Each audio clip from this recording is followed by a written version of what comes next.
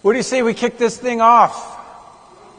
I am so impressed that you are here. If any of you attended my session yesterday at this time, I said the only thing worse than being the last presentation before the bar opens is being the last presentation before the day ends. And again today I have the distinct pleasure of being both. The last presentation before the bar opens and the day ends, or at least the workshop's day. Anyway, thank you for coming. I really appreciate you making an effort to come here to this workshop and to stay in it and hang in there to the end of the day. This workshop is called The Psychology of Effective Collection Results. What does that mean? Well, I put this together based on an article that I wrote some time ago called The Psychology Behind Effective Collection Results. And it really is an unconventional look at how to improve collection results. When I say unconventional, I mean there aren't any scientific studies to verify the material that I'm going to present to you, but it is information, strategies, and techniques that I have learned through the years, and more importantly, I have learned from the dealers that I work with across the country in our 20 groups and the consulting and training that I do. The psychology behind effective collection results is a focus on human behavior and how people act and react in certain situations. And my sort of laboratory testing of this all comes from a lifelong interest in human interaction, human behavior, and at some point during my career, I earned my designation as a certified personality profile analyst. And I sort of used that during my career to hire people and train people and work with people, and I started to apply it in the collections work that I did at the Buy Here, Pay Here operations that I ran, and I took away some really important things. So this is the basis of the workshop and some of the ideas that I want to share with you. For those of you that have been in Buy Here, Pay Here or Lease Here, Pay Here collections for any length of time, this may not be hugely new information or rocket science information, but hopefully it will help reinforce some of the things that deliver the best collection results. So one of the keys to this strategy is based on permitting the customer to be completely in control of the outcome for the choices they make. So we're talking about collection specifically. And what this means is instead of all of the responsibility for what happens and what outcomes and what decisions are made lying on the collector, we simply turn it around and put it on the customer. So I'll say again that the key to this strategy is permitting the customer to be completely in control of the outcome for the choices they make. Any of you that have raised children may find some similarities in this. I said to my daughter all her life, life is about choices you make and the consequences that go with that. So this psychology behind effective collection results has 3 core principles, and they're very simple. And when I discuss or utilize this strategy with customers, or when you utilize this strategy with your customers, these 3 core principles are pretty simple. When it comes to collections, I ask our customers, number 1, to simply tell me the truth. Pretty simple. I'll work with you, Mr. Customer, but tell me the truth. If you've got a problem, if you've got a life setback, if you've got an issue that's preventing you from making your full payment or your payment on time, just tell me the truth. That's the starting point. Number 2 principle behind this strategy is keep your promise. I'll work with you. I'll help you get caught back up. We can work through whatever life issues are happening for you, but keep your promise of the things that we agree to do and the promises that you're going to make And number 3 principle, or core principle, is that there are consequences for not keeping your promise. Simple. Tell me the truth. Keep your promise. If you don't keep your promise, there are consequences. That's it. Sorry if you're disappointed it isn't more difficult than that, but it is that simple. So let's see how this rolls out. But before we set the sort of foundation for a deeper look at this, let me just do a quick survey of the audience and ask how many in the room are the owner-operator of a buy here, pay here, or a lease here, pay here business where they're doing collections. Okay, good. So a lot of owner-operators in the room. How many in the room are the collection manager or supervisor for your collections department? Okay, good. A lot of those as well. And finally, how many of you in the room are the actual collector that's working nose to nose with your customers doing those collections? Okay, good. And some of you are all 3, which I'm not surprised to see. Is there anyone else in the room, suppliers, vendors, whatever? I just want show of hands, vendors. Okay, good, welcome, and glad to have you all here. Okay, so to set the platform, or at least the baseline for how does this psychology behind effective collection results work, it's important to agree on some of the collections realities. And most of you that are doing it will find this to be pretty accurate. Number 1, delinquency and charge-offs or terminations are simply a fact of life. If you're in the buy here, pay here collection business, you're going to have collection problems, you're going to have charge-offs. The question is, what percentage of delinquency and collection problems are you going to have? To what degree are you going to be suffering or taking charge-offs and terminations? And that's where the opportunity to improve sometimes comes in. Number 2, our customers are not good money managers. They just don't know how to manage their money. It's probably why they're in the circumstances that they are. Next, our customers live paycheck to paycheck. They have very little, if any, discretionary income. So when a life event happens in their life, we can't just ask them to pay that extra $400 or make a double payment or expect that they're going to be able to fix and repair their vehicle at their own cost. So we have to understand the realities of what we're dealing with. Next, if you give our customer one reason and 1 minute to spend their paycheck, they will. And so to ask them to make their car payment the priority sometimes is a little bit difficult. That's not the world that they exist in. And so they're not good money managers. They live paycheck to paycheck, and they'll spend their money as fast as they can get it. Another reality to our customer base is that they will agree to any payment that you put in front of them. They're not good budgeters. They don't know, how to manage their money, and they will agree to more payment than they can afford.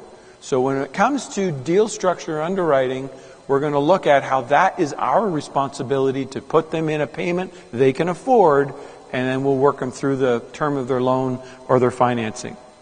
Next, probably one of the most important lessons I've learned in the buy here, pay here business and in collections is that if we think our customers are entering our world of responsibility and discipline and structure and keep your promise, no.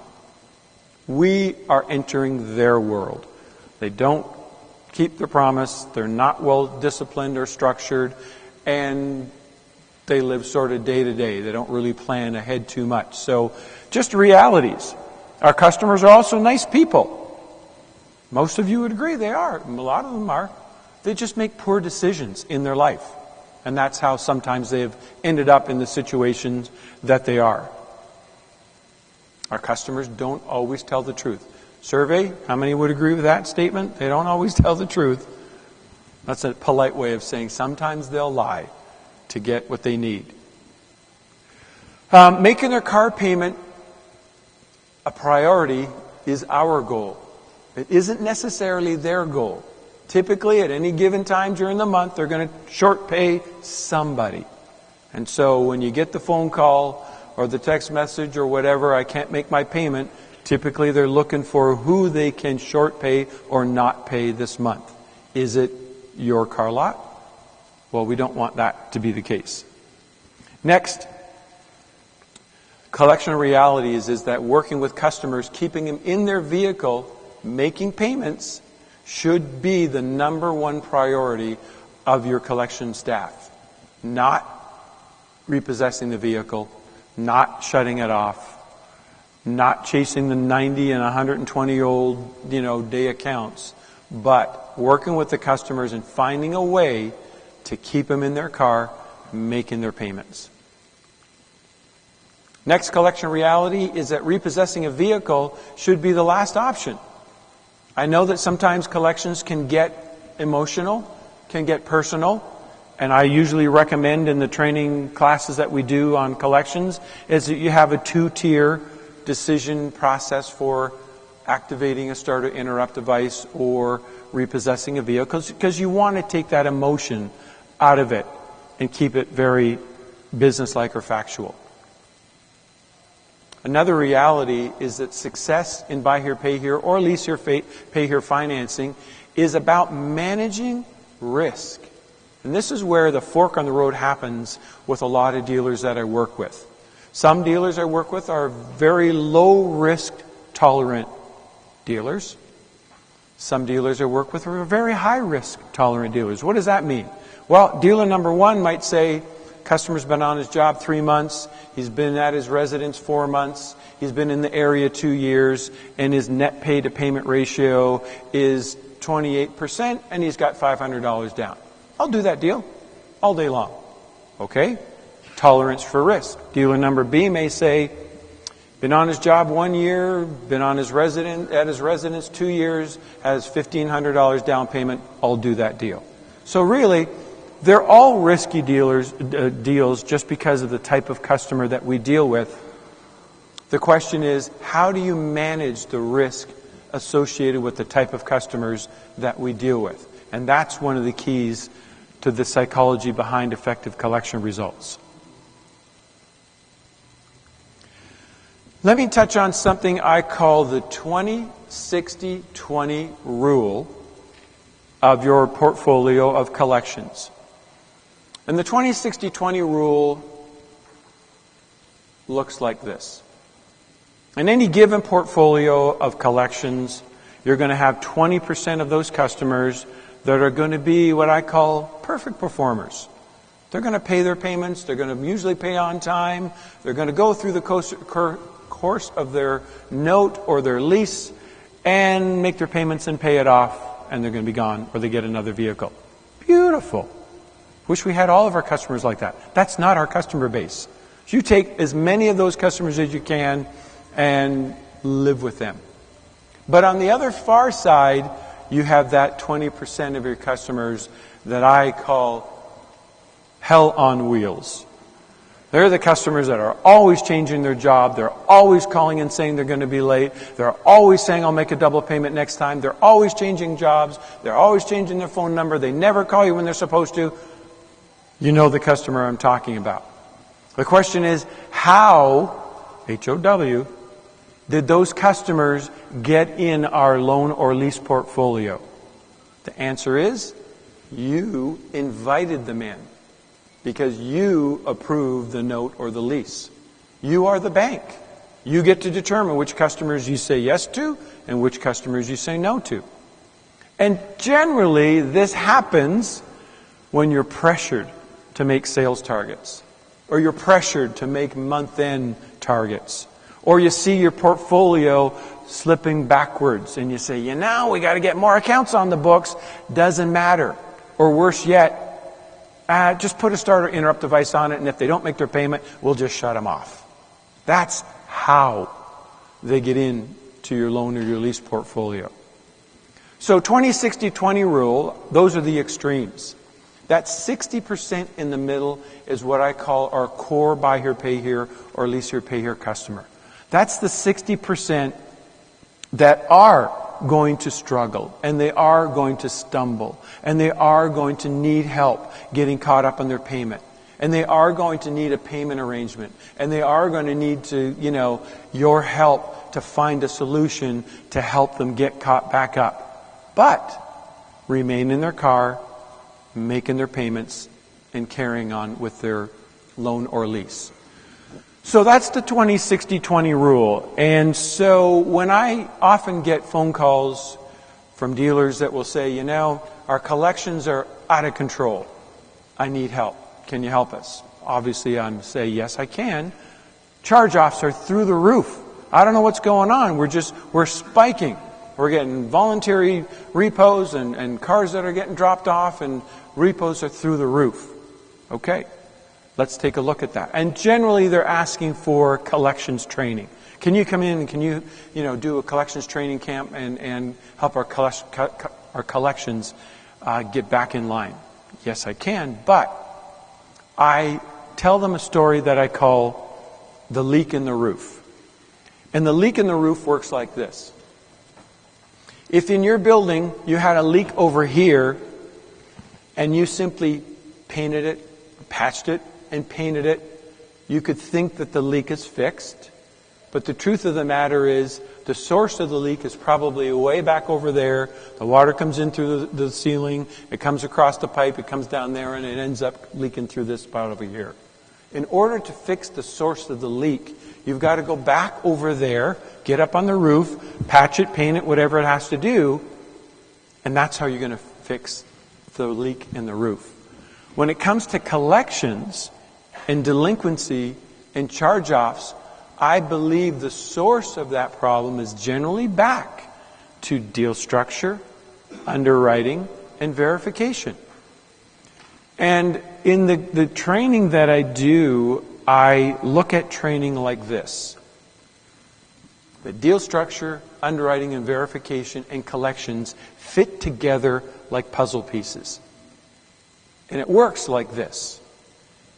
If in your deal structure you put a customer in too much payment, you're going to have collections problems, right? They can't afford the payment. What happens? They keep saying, I can't afford the payment. I need to make a double payment. I'll pay you next time. I'll give you $100 now. And it becomes a collection problem, mostly because they're in too much payment. And go back to a slide we said earlier, they'll accept any payment terms you give them. They just need a vehicle. So deal structure is our responsibility to manage and control in the way that it impacts and affects collections. Secondly is underwriting. If you put the wrong customer or invite the wrong customer into your loan portfolio because they've only been on their job 3 weeks and the previous job was 4 months and the previous job was 3 months, whatever, you're inviting the wrong kind of customer into your portfolio. You're going to have collections problems. And verification. If you're not taking the time to verify that they live where they live, they work where they live, they earn what they earn, and I would recommend pull a credit bureau to verify a lot of that information, you're creating your own collections problems. So back to the leak in the roof analogy. You may have collections problems over here and charge-off problems over here, but that usually is the result. The symptoms are way back over here when it comes to deal structure, underwriting, and verification. Does that make sense?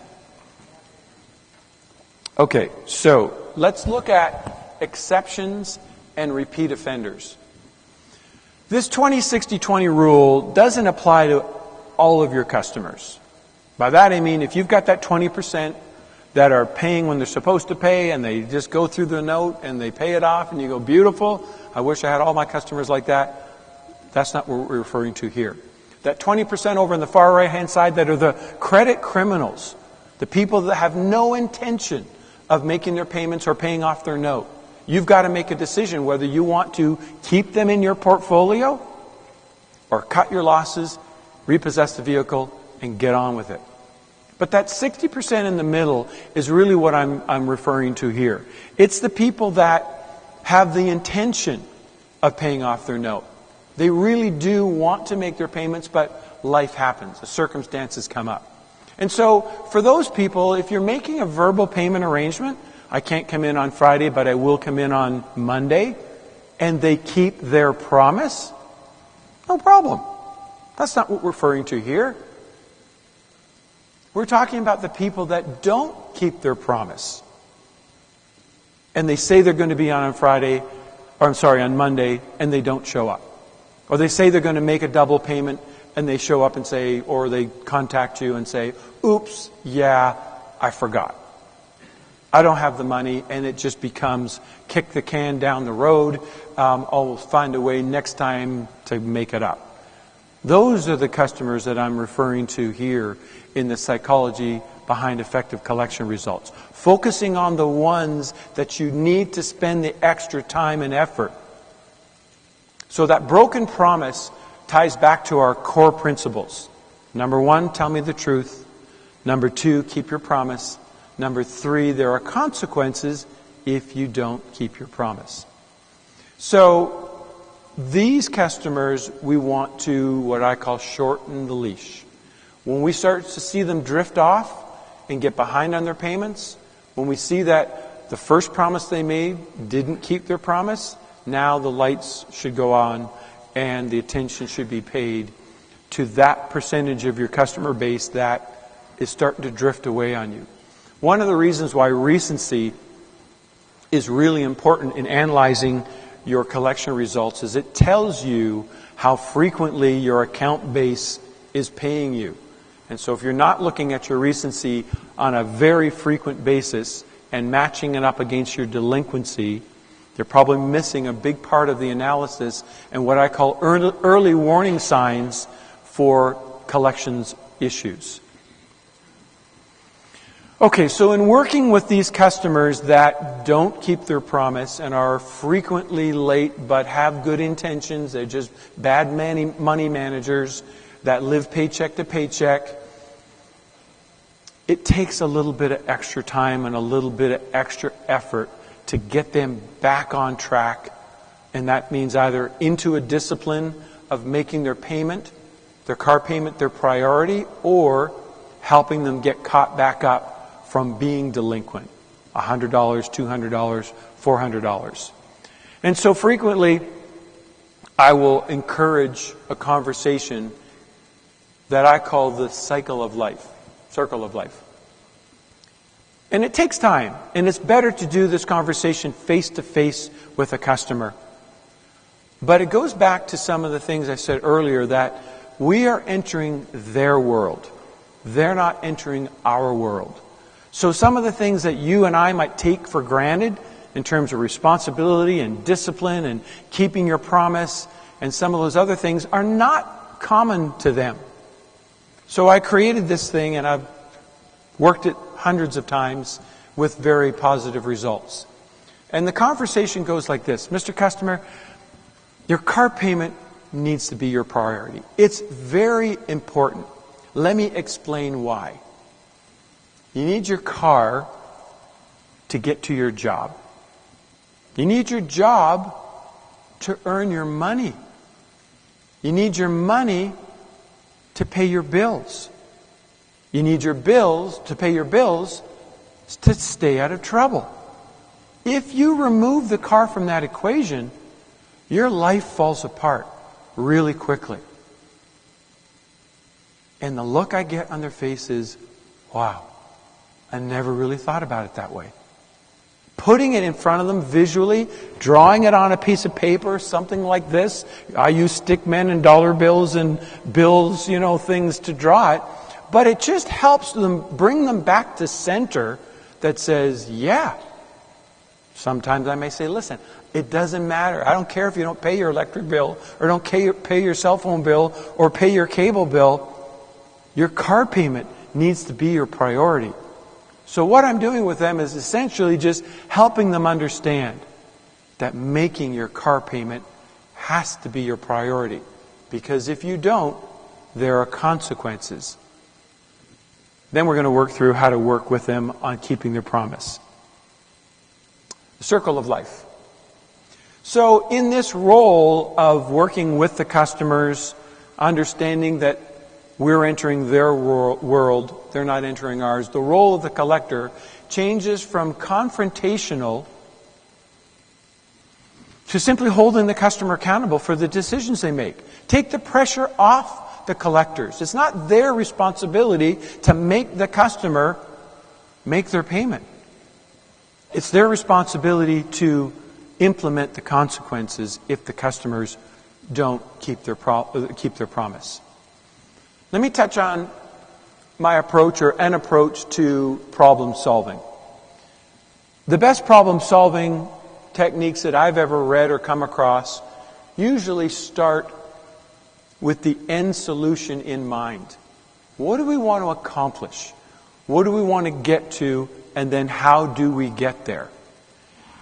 And problem solving generally isn't linear. It generally isn't, well, we got a problem. This is the answer. And you're done. If we put it in terms of collections, we can say, well, we have a problem. The customer can't make their full payment.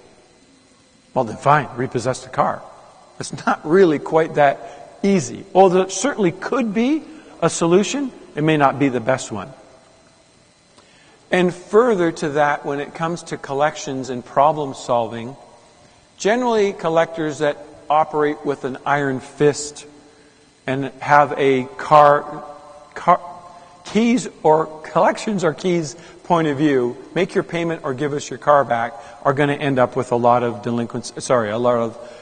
repossessions and charge-offs. On the other side of the equation, if you've got a collector that is too soft, that says, yeah, no problem, Mr. Jackson, I understand, you can make a double payment next time. Well, before you know it, Mr. Jackson is $800 or $1,800 behind and will never catch up.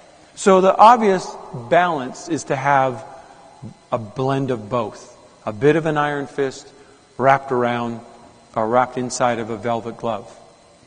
And so word tracks are a really important component of how this plays out. Simply make your payment or give me your car is not going to be effective. Those aren't very good word tracks. The other thing about word tracks are, I have a lot of classes that I do. They say, well, do you have word tracks for how I handle that situation? I say, well, you know what?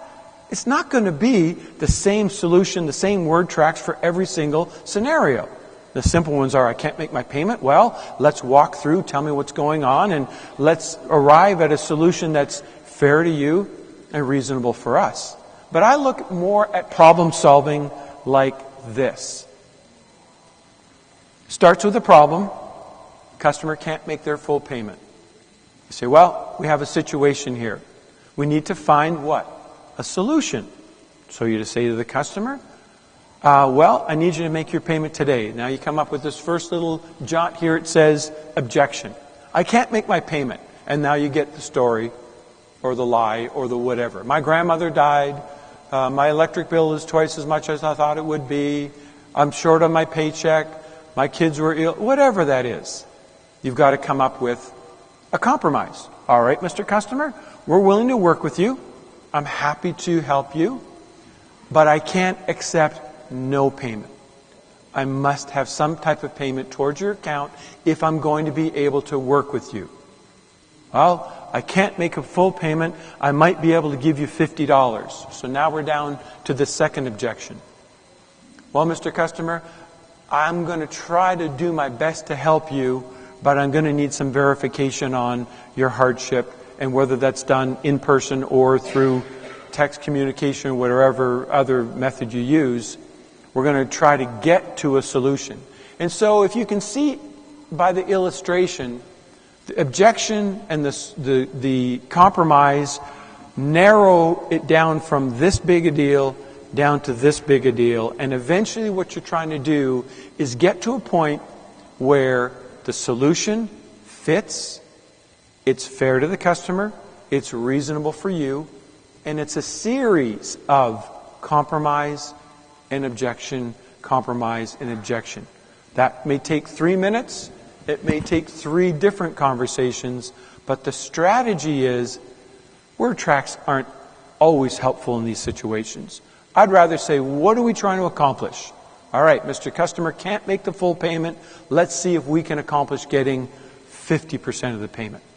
If that isn't workable, let's see if we can't do some other solution to get him closer. But generally, no payment is not a good solution. All right, I'm going to flush this out a little bit more as we go along here. Just by show of hands, how many in the room, percentage-wise, do the majority of their customer contact and collections face-to-face or in person? Show of hands? Okay, some, but not many. Okay, that's important to know because the whole dynamics of collections and interacting with your customer and problem solving has taken a whole new direction. How many in the room, show of hands, will talk to their customer as the highest percentage of interaction they will have with their customers? Okay, so a much higher percentage. So the phone is still very much in play when it comes to working with customers and solving problems. Next, texting. What percentage do you say that texting is your highest percentage of interacting with your customers as it relates to collections? Okay, so not as many. And then finally, email, which in its day was very popular, but probably not as effective as a phone call. Is anybody using email as their primary source of communication? Okay, so it sounds like phone, voice-to-voice, is still the predominant communication mechanism for working with our customers. So we want to gear our strategy around best utilizing the phone. Let's go to confrontation, or coaching versus confrontation. Coaching versus confrontation is really important, and it's as much a mental sort of state of mind as it is a personality trait. Back to my personality profile certification. I get this really well. Generally, when you have confrontation, it usually results in an argument, and an argument usually results in a disagreement, and a disagreement usually ends up with an ultimatum. Mr. Customer, if you're not going to make your payment, yes, I know you're screaming at me and I'm screaming at you. Well, I'll tell you what, we're just going to get a solution here, and you can either make your payment or turn back your car. That's the line I just described there. In most cases, that's a lose-lose outcome. The customer gives up on you, you give up on them, you take the car back, and you're going to incur a charge-off, a termination, or a loss. Not a good result. A lot of the coaching versus confrontation comes down to technique. Understanding how a customer reacts to certain lines of questioning, certain approach to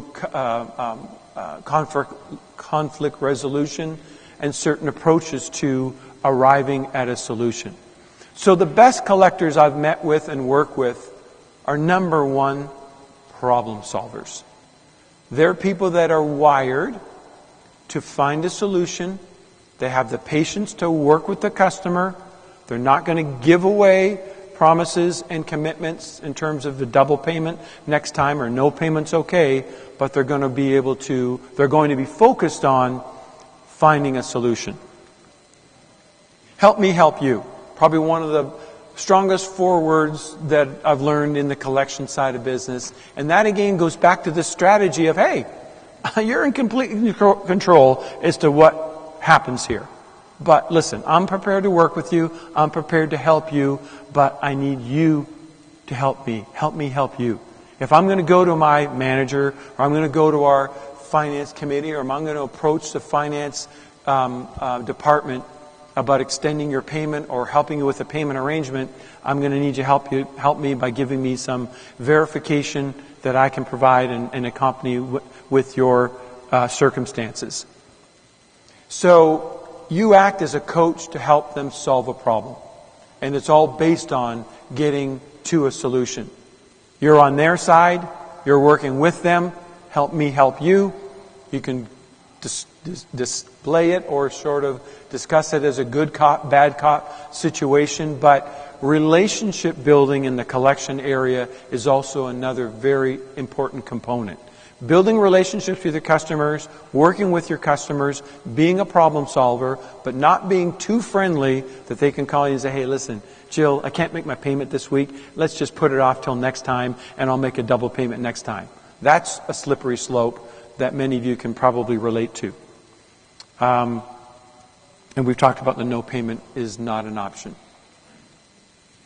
Firm but fair is another strategy, sort of overlooking or overreaching strategy to your collection department. You don't want to be a pushover. You want to say, okay, no problem, you can't make a payment, you make a double payment next time. You also don't want to be so firm that if you don't make your payment, we're going to take your car back. So the strategy is to try to find a balance that is fair to the customer and firm but fair to the customer. It works for you, it works for them, and everybody agrees on it. The action and consequences thing we've touched on already. We want the customer to understand that they're fully responsible for the outcome. If your car gets repossessed, it's usually going to be your decision by not keeping your promise. So I'm going to move forward a little quicker here based on time.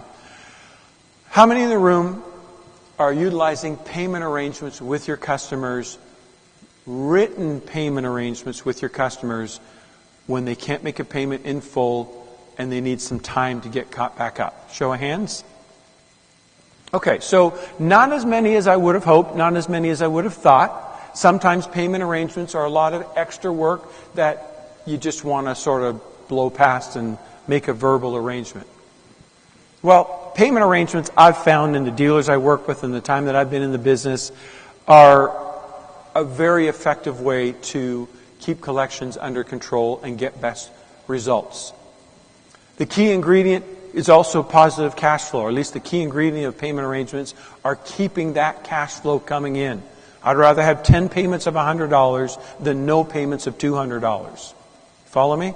So we want to try to keep that recency front and center in our evaluation of our business results. Payment arrangements are not real contracts. They're just negotiated contracts with the customer based on, number one, tell me the truth. Number two, keep your promise. Number three, there are consequences if you don't keep your promise. Next, written and signed documents. I highly recommend that for any longer-term payment arrangements, more than a couple of days, you'll have better results by getting it in writing than you will simply by verbal. And we'll go over that in a little more detail. For them to be most effective or highly effective, I would recommend that the customer come in to bring in their verification and to sign the payment arrangement. I'll walk through the steps for that wide. But there is an option also to text or email back the verification and the paperwork that you need to get completed if that's the best and easiest solution for you. But verbal generally doesn't get the best results, and that's what over the phone means. Usually these are short-term agreements, no more than 4 to 6 weeks. So having a payment arrangement where the customer says, yes, I'll pay an extra $10 every 2 weeks for the next 42 weeks is probably not going to be effective. You want to try to work with your customer to get them back up to current and make their payments going forward on time as quickly as you can. So let's just describe what an effective promise to pay, P2P, looks like. And number one, it outlines the terms and the condition of the agreement. So, to back up a little bit, we're not talking about all your customers. We're talking about the ones that are habitually saying, I can't make my payment, I'm going to be short on my pay, I'll make a double payment next time. And we want to just shorten that leash a little bit and say, you know what? You're starting to slip away on us. I want to try to bring you back to center. We're going to work with you, we're going to help you, but I'm going to map out a plan for you to help you get caught back up and get your account current. And you'll find that as this happens once or twice, they start to get it. And they start to see that, okay, help me, help you, I get it. Not pay them, but pay you, I get it. That's what the psychology behind effective collection results is designed to do. Number two, the promise to pay form should outline the consequences if they miss any payment that they agreed to make. Now you're starting to see some consistency. Keep your promise. Tell me the truth. Number three, the promise to pay outlines the dates and the amounts of the repayment plan. So it's not, okay, you'll make a double payment next time. Next payment comes along, they say, oh yeah, I forgot. You know what? I've only got my full payment. Let's just push it over to next time. No, we want them to document what they owe us. It's dated and signed by the buyer and the co-buyer if there happens to be one, and the customer should get a copy of this promise to pay so that they see what they've agreed to, because when it doesn't work out and they don't keep their promise, now the consequences are going to happen.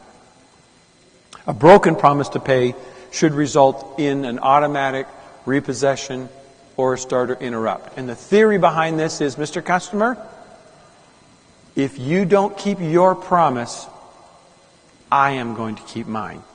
And so when you see the terms here, you'll see how this plays out. So, when it comes to outlines the terms and the conditions of the agreement, it starts with, I understand this promise to pay, and this is written out in a form. I'm just giving the wording. I understand this promise to pay agreement is a privilege, not a right, and this dealership is under no obligation to offer me one. I fully intend to make the payments as agreed below. What am I asking for? I'm asking for your commitment, I'm asking for your promise, and I'm asking the customer to give me their initials. That's why doing it face-to-face is more effective, because you can go through that circle of life example, drive home that point, get them in front of you, make the initials. Do you have to do this with every customer? No. The ones that are drifting away, the ones that you want to try to bring back on center. Number 2, the promise to pay form should outline the consequences if they miss any payment they agree to. Tell me there's any confusion in these 3 or 4 statements. I understand that if I do not make the payments as stated below in the manner agreed, the following events will occur. Number 1, all past due amounts will become due immediately. That $450 that you're behind, Mr. Customer, if you break your promise, is going to be due. Number 2, you won't be permitted to have a promise to pay again. So if you need help down the road and some other situation comes up, you're not going to qualify. Number 3, this dealership has the right to repossess or disable your vehicle. Initial here, initial here, initial here. Now you've got some substance behind the agreement that you're making with them. You'll work with them. You'll help them. And part 3 of this is to show them how they're going to get caught up again. The promise to pay outlines the dates and the amounts of the repayment plan. So, Mr. Customer, now that we've agreed on what's going to happen, now that we understand the circumstances or the consequences for what happens if you break your promise, right? No one's fooling anybody here. We'll work with you. Keep your promise. Don't lie to me. Here's how we're going to get you caught back up. You're $200 behind in your payment of your $400 payment. Your next payment date is in 2 weeks. That's the 15th of the month. Your regular payment of $200 is going to be due, and we're going to add another $50 to that payment. So the total amount that you're going to be due in 2 weeks, or on the 15th, I think I said, is $250. 2 weeks from now, you're going to have another payment due. Your regular payment's $200. Your past due payment of $50 is going to be part of that, and your total amount due is going to be $250. So as you go through 4 payments, they're going to be caught up again. They're going to be current. And so the bottom part is an area for them to sign an initial. But we've got a document now that clearly states how you're going to get caught back up, how you're going to help them, and what happens if they don't keep their promise. So it's a document, as the final part says, dated and signed by the buyer and the co-buyer, and the customer gets a copy. And I would usually say to them, take this home and tape it on your fridge. It's really important that you keep your promise and pay as agreed. But we've already had that conversation. Okay, so the other thing that's important to understand about a promise to pay document and working with these customers that need to be brought back to center and understand that their car payment needs to be the priority is this does not apply to everybody. This is not automatic. It's reserved for special circumstances, and it is reserved when all other options and resources to make the payment have been exhausted. So back to the phone conversation and the little diagram that we did that says, I can't make my payment. Well, can you make some payment? I can give you $50. $50 isn't going to work. I can't approach my, loan committee with that if I have only $50. Can you make it, $150 and I can probably work with you, but I'm going to need some verification, have you come in to sign our agreement. That's what I'm talking about here.